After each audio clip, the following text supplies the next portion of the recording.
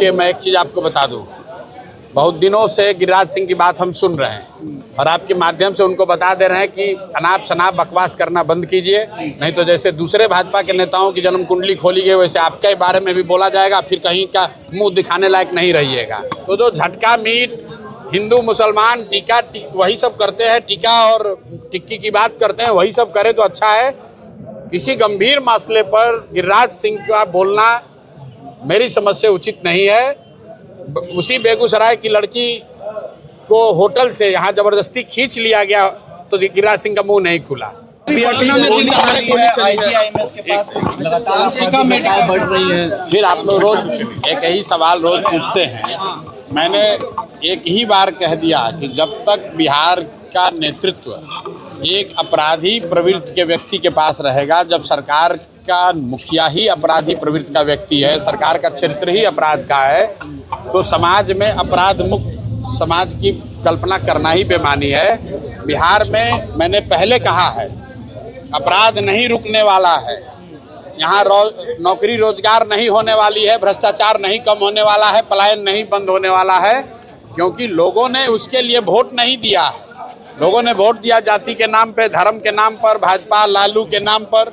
इसलिए ये समस्या अब आपको 4 साल झेलना ही पड़ेगा, उसका कोई दूसरा उपाय नहीं है। आज हत्या लूट अपराध जो है वो ऐसे बदस्तूर चलता ही रहा। बांकीपुर में आप घूम रहे हैं और नल गली और फिर सड़क की समस्या तो है ही, लेकिन सूखा नशा का परिचालन सूखा नशा की बात हर वार्ड में लोग बता रहे हैं। ये दिखाता है कि जो बात 3 वर्ष पहले से हम लोग कह रहे हैं कि यहाँ जो फर्जी शराबबंदी का कानून है उसकी वजह से सूखा नशा आज है और आगे बढ़ेगा। अगर आपको याद होगा, आज से 2 वर्ष पहले मैंने कहा था कि उड़ता पंजाब की तरह उड़ता बिहार की बात होगी। ये फर्जी शराबबंदी का कानून, जो भ्रष्ट यहाँ पुलिस अफसर हैं, शराब माफिया हैं, उनकी वजह से घर घर में सूखा नशा बढ़ रहा है और इससे समाज का बहुत बड़ा नुकसान होने वाला है। दिल्ली विधायक बन गए हैं सर, वोट कब लेने जा रहे हैं? अब विधायक मान लीजिए तो एक वैधानिक जिम्मेवारी है, उसके तहत 17 तारीख को प्रक्रिया पूरी कर एआई क्वांटम में 1 लाख करोड़ का जो बजट था उसमें भी घोटाला की आज खबर आ गई है। एआई क्वांटम बोल के एक फंड बनाया था एआई के लिए, नहीं जानते प्रधानमंत्री नहीं जानते। सर दिल्ली झारखंड के बाद हमें पता नहीं। गिरिराज सिंह राहुल गांधी को कह रहे हैं कि अपना जात और धर्म बताइए, जातीय जात से है। देखिए, मैं एक चीज आपको बता दूं, बहुत दिनों से गिरिराज सिंह की बात हम सुन रहे हैं और आपके माध्यम से उनको बता दे रहे हैं कि अनाप शनाप बकवास करना बंद कीजिए, नहीं तो जैसे दूसरे भाजपा के नेताओं की जन्म कुंडली खोली गई वैसे आपके बारे में भी बोला जाएगा, फिर कहीं का मुंह दिखाने लायक नहीं रहिएगा। बेगूसराय में कुशवाहा समाज के लोगों का वोट लेने के चक्कर में आजकल सम्राट चौधरी के पक्ष में बोलने का कोशिश कर रहे हैं भाई साहब, और इस तरह की गंदी राजनीति को समाज समझता है।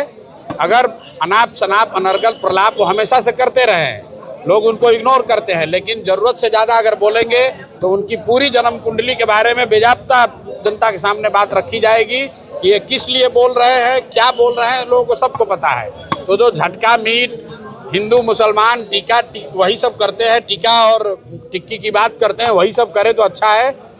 किसी गंभीर मसले पर गिरिराज सिंह का बोलना मेरी समझ से उचित नहीं है। उसी बेगूसराय की लड़की को होटल से यहाँ जबरदस्ती खींच लिया गया तो गिरिराज सिंह का मुंह नहीं खुला। नीट की छात्रा के साथ रेप और हत्या हुई, आज तक गिरिराज सिंह का मुंह नहीं खुला। लेकिन आज सोच रहे हैं कि सम्राट चौधरी के पक्ष में कोई नहीं खड़ा है तो उनके पक्ष में बोलकर कुशवाहा वोट हमको बेगूसराय में मिल जाएगा, यही सोच के तहत वो अनाप शनाप बोल रहे हैं। ये चीज़ अगले कुछ दिन में बिल्कुल जनता को साफ दिख जाएगी।